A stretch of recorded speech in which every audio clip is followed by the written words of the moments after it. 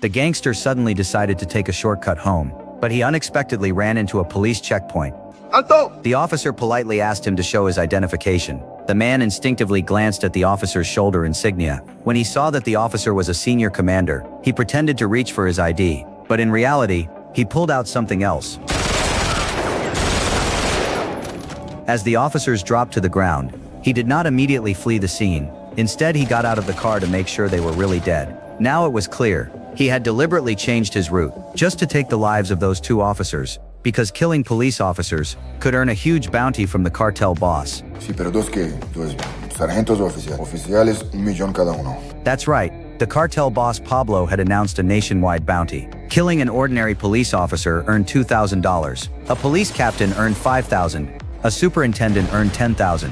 A commissioner earned $20,000. And killing a police chief would bring a reward of $50,000. The police never imagined that a profession once considered secure would become one of the most dangerous jobs in the country. Pablo perfectly exploited the resentment that poor people felt toward the government and the police, as well as their desperate desire for money. Back then, an average family could not even earn $500 in a whole year. So for money, people were willing to do anything. Within just a few days, there were so many bodies that the streets were overflowing with corpses. The police had no choice but to set up temporary morgues. So just how ruthless does a person have to be to do something like this to every police officer in the country? It turned out, Pablo had built enormous wealth through milk powder smuggling in his early years. He thought he could enjoy a peaceful life after moving to Panama. But once he arrived, he realized that in Panama he only had money, not the thrill that came with power. Only in his homeland of Colombia could he enjoy the ultimate combination of wealth and influence. To return home legally, he was willing to spend $12 billion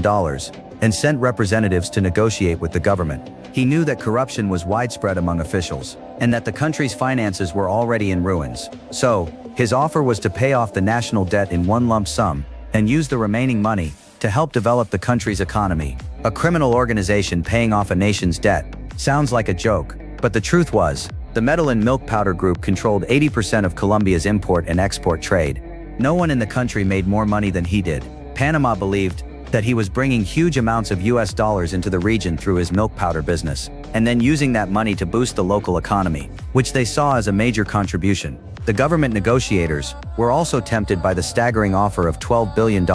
However, the key issue in the negotiations was the extradition treaty.